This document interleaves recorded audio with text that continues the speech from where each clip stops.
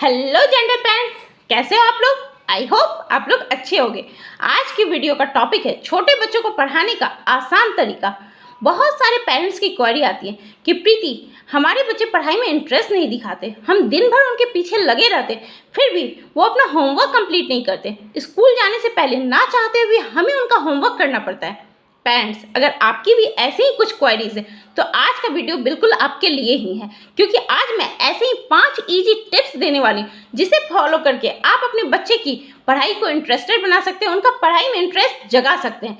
तो वीडियो को एंड तक जरूर सुनिएगा। बिना टाइम वेस्ट किए चलते हैं वीडियो की तरफ। फर्स्ट टिप, अपने बच्चों के लिए पढ़ाते वक्त डिस्ट्रैक्शन फ्री एरिया रखें। बहुत बार देखा गया है, जब हम अपने बच्चों को पढ़ाते हैं तो आसपास बहुत सारे ऐसे सामान होते हैं जो उनके अटेंशन को सीख कर लेते हैं और उनका ध्यान पढ़ाई से हटकर उन सामानों पे चला जाता है। तो हमें ऐसा नहीं करना है। एक जगह फिक्स करें और उस एरिया को नीट एंड क्लीन रखें। उसी जगह हर रोज अपने बच्चे को पढ़ाएं कि उनका माइंड एकदम क्लियर हो कि इस जगह मुझे बैठकर पढ़ाई करनी है। कहीं इधर ना भागे, उन्हें हर दिन उनका जगह ना चेंज करे कि आज यहाँ पढ़ लो, आज यहाँ पढ़ लो। नहीं, एक जगह फिक्स करें और उस एरिया को नीट एंड क्लीन रखें। फिर सेकेंड मिस्टेक हम क्या करते हैं, एक ही साथ सारे नोटबुक ला देते हैं जिनमें उनको होमवर्क मिलता है और बता देते हैं कि इतने सारे होमवर्क आपको करने। उसी समय उनका माइंड फुल हो जाता है कि इतना तो मैं कर ही नहीं पाऊंगा और इस तरह उनका पढ़ाई में इंटरेस्ट खत्म होने लगता है। तो हमें क्या करना है, जब एक बार में एक नोटबुक, जैसे हमें हिंदी का करवाना है तो हिंदी का notebook, pencil, eraser, that's it. उस एरिया में और कुछ नहीं होना चाहिए। हमें एक बार में एक नोटबुक लेके बैठना है और उसे उस टाइम में करवाना है। इस तरह उन पे बर्डन नहीं होगा कि मुझे इतना कुछ करना, वो तो मैं कर ही नहीं पाऊंगा। इस तरह की मेंटेलिटी नहीं आएगी। उन्हें लगेगा बस एक मुझे होमवर्क करना है और वो आप करवाइए, उसके बाद ब्रेक लीजिए, फिर सेकेंड होमवर्क फिर सेकेंड स्लॉट में करवाइए, फिर थर्ड होमवर्क थर्ड स्लॉट। एक ही साथ बैठकर अगर आपने तीनों होमवर्क करवा लिया, अगर मैथ्स में मिला है, हिंदी में मिला है, इंग्लिश में मिला है, तो फिर वो उनका इंटरेस्ट खत्म हो जाएगा, उन्हें वो चीज़ बोरिंग लगेगी। इसलिए हमें ऐसी मिस्टेक्स नहीं करनी है। सेकेंड टिप, आप अपने बच्चे के टाइप को पहचानें। एक्चुअली में बच्चों को 3 कैटेगरी में डिवाइड किया गया है, ऑर्डिनरी, विजनरी, काइनेस्थेटिक।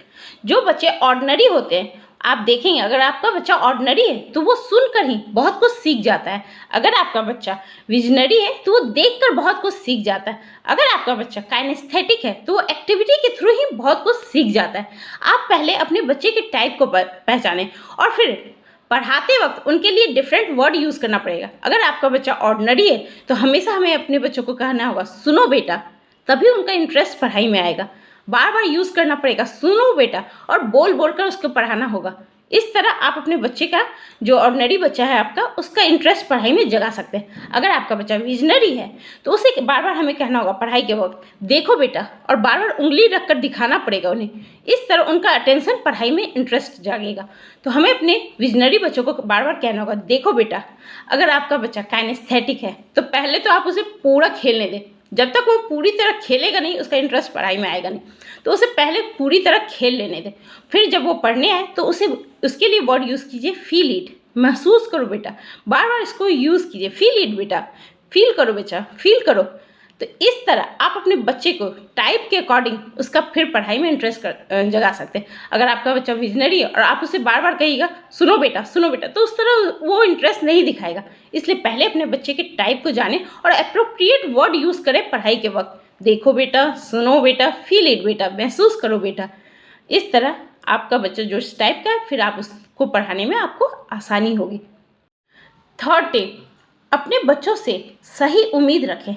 हम एज अ पेरेंट्स क्या मिस्टेक करते हैं, हमारे बच्चे अभी 2-4 दिन स्कूल गए नहीं और हम उनसे एक्सपेक्ट करने लगते हैं कि वो पूरा 1 पेज का होमवर्क एक बार में बैठ के करें। पेरेंट्स जरा सोचिए, कोई आपको चाइनीज़ लेटर, चाइनीज़ टेक्स्ट एक बार में कहे कि लिखना है, 1 पेज पूरा फुल पढ़ना है, कैसा लगेगा ये काम आपको? चाइनीज़ टेक्स्ट आपके लिए अल्टर होगा कि ये क्या मिल गया मुझे, ये टफ लगेगा, यूजलेस लगेगा। एग्जैक्ट सेम हमारे बच्चों के साथ ऐसा होता है।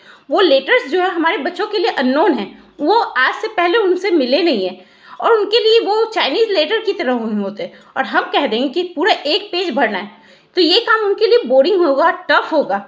और इस तरह धीरे धीरे हमारे बच्चे का इंटरेस्ट पढ़ाई से स्टार्टिंग में ही भागने लगेगा।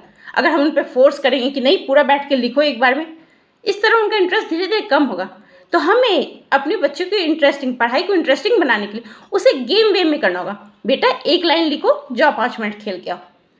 इस तरह वो 5 मिनट खेल के फिर आए, फिर उसे कहिए एक लाइन 3 बार लिखना उनके लिए कोई टफ नहीं होगा। वो फिर सोचेंगे अच्छा ये तो गेम में ही मैं कर लेता हूँ। तो अपने बच्चे की पढ़ाई को स्टार्टिंग में, खासकर स्टार्टिंग में उनका इंटरेस्ट ना पढ़ाई से भगे, उसको इंटरेस्टिंग बनाना होगा। इसके लिए एक लाइन लिखना ना होगा, ये नहीं कि एक बार में बैठो और एक बार में लिखो 1 पेज, नहीं, ऐसे उनके लिए ये पढ़ाई बोरिंग हो जाएगी स्टार्टिंग में। फिर आप लाख कोशिश कीजिएगा, वो आप इंटरेस्ट नहीं दिखाएंगे। तो स्टार्टिंग में एज ए पेरेंट्स हमें पेशेंस रखना होगा, शांत पेरेंट बनकर उन्हें पढ़ाना होगा। हाँ, भले ही आपको आधे घंटे हो सकता है लग जाए 1 पेज करवाने में, लेकिन स्टार्टिंग में ये पेशेंस एज ए पेरेंट्स हमें दिखाना होगा पेरेंट्स। इस तरह हम अपने बच्चे की पढ़ाई को इंटरेस्टिंग बना सकते हैं। 4th टिप, अपने बच्चे को शाबाशी दे। अगर आपका बच्चा एक लाइन भी सही से लिख लेता है तो उसे ज़रूर कहे कि वाह ये तो आपने बहुत अच्छा लिखा है, आपने तो बहुत अच्छी प्रैक्टिस की है। इस तरह वो मोटिवेट होंगे उस काम को और करने के लिए। और जब वो धीरे धीरे करके पूरा होमवर्क अपना कंप्लीट कर ले तो उन्हें शाबाशी दीजिए, देखिए बेटा आपने तो पूरा 1 पेज लिख लिया, very good, keep it up. इस तरह जब आप उसे मोटिवेट कीजिएगा तो उस काम को करने के लिए वो और प्रोत्साहित होगा, उस काम को ज़्यादा से ज़्यादा करेगा। इसी तरह अगर वो कलर कर रहा है, डिफरेंट कलर से वो बॉक्स में कलर कर रहा है, तो उसे कहिए वाह आपने जो ये डिफरेंट कलर यूज़ किया ये तो बहुत अच्छा है। इस तरह वो अच्छे काम करने के लिए और मोटिवेट होगा। उसे कहिए बेटा कीप इट अप, इसको करते रहिए। उसे लगेगा कि मेरे मम्मा पापा ये करने से खुश होते हैं और वो ज़्यादा से ज़्यादा उस काम को इंटरेस्ट के साथ करेगा। इस तरह आप अपने बच्चे को मोटिवेट करके अपने बच्चे की पढ़ाई को इंटरेस्टेड बना सकते हैं पेरेंट्स। 5th टिप, हमें एज ए पेरेंट्स बोलना कम है और उनसे अपने बच्चों से क्वेश्चन ज़्यादा से ज़्यादा पूछना है। हमारा स्कूल पैटर्न क्या है, स्कूल में सारे बच्चे बैठे रहते हैं, सामने ब्लैक बोर्ड पे टीचर लिखती रहती है और बच्चों से क्वेश्चन बहुत कम पूछती है। इस तरह बच्चों का इंटरेस्ट पढ़ाई में धीरे धीरे कम हो जाता है। हमें एज ए पेरेंट्स क्या करना है, जब भी हम अपने बच्चों को पढ़ा रहे हो तो उनसे बार बार ज़्यादा से ज़्यादा क्वेश्चन पूछें। बेटा आपने इससे क्या सीखा, बेटा आप बता सकते हो, इसे अपने वे में एक्सप्लेन कर सकते हो इस स्टोरी को। बीच में ही स्टोरी के रुक जाइए और पूछिए कि आगे क्या होने वाला है। इस तरह वो अपने माइंड का यूज़ करेंगे और ज़्यादा से ज़्यादा क्रिएटिव वे में उस चीज़ को लेंगे और उसमें इंटरेस्ट जगेगा उनका कि वाह ये तो बहुत इंटरेस्टिंग है, क्योंकि वो भी उसमें इन्वॉल्व है। तो इस तरह बोरिंग नहीं हुआ कि आप ही बोलती जा रही है और उसके लिए होगा हाँ हाँ हाँ। बीच बीच में उन्हें भी इंटरेस्ट जगाने के लिए क्वेश्चन राइज करें, उन्हें भी उस चीज़ में इंक्लूड करें। इस तरह 2 वे में पढ़ाई होगी तो इंटरेस्टिंग बनेगी। इस तरह आप अपने बच्चे की पढ़ाई को इंटरेस्टिंग बना सकते हैं पेरेंट्स। तो पेरेंट्स ये तो रहे मेरे 5 टिप्स जिसे फॉलो करके आप अपने बच्चे की स्टार्टिंग पढ़ाई को इंटरेस्टेड बना सकते हैं, स्टार्टिंग में ही उसकी पढ़ाई में इंटरेस्ट जगा सकते हैं। लेकिन पेरेंट्स, खासकर मदर्स, मैं आपको एज ए पेरेंटिंग कोच एक टिप्स देना चाहूँगी। जब हम माँ बनती हैं, आजकल हम माएँ बहुत हाईली एजुकेटेड हो गई हैं, तो जब हम माँ बनते हैं तो अपने सारे प्रोजेक्ट्स को छोड़ अपना पूरा ध्यान अपने बच्चे पे कंसंट्रेट करते हैं। हम अपने बच्चे को एज अ प्रोजेक्ट लेने लगते हैं कि इस टाइम में उसे ये क्लास करनी है, इस टाइम में उसे ये एक्टिविटी करनी है, उस टाइम में ये करना है। इस तरह हम अपने बच्चे को कभी फ्री टाइम देते ही नहीं है। लेकिन मदर्स, ये साइंटिफिकली प्रूवन है कि हमें अपने बच्चों को कभी कभी बोर होने भी देना है, उन्हें फ्री टाइम भी देना है। इस तरह हमारा बच्चा ज़्यादा क्रिएटिव होगा। वो कभी कभी इसी टाइम में, बोर्ड टाइम में, आउट ऑफ द बॉक्स भी करेगा। वो बहुत सारी एक्टिविटी के थ्रू भी बहुत कुछ सीख सकता है। जब वो बोर होगा तो एक्टिविटी खुद ढूंढेगा और इस तरह वो क्रिएटिव वाली एक्टिविटी करेगा, उससे उसका माइंड बहुत ज़्यादा डेवलप होगा।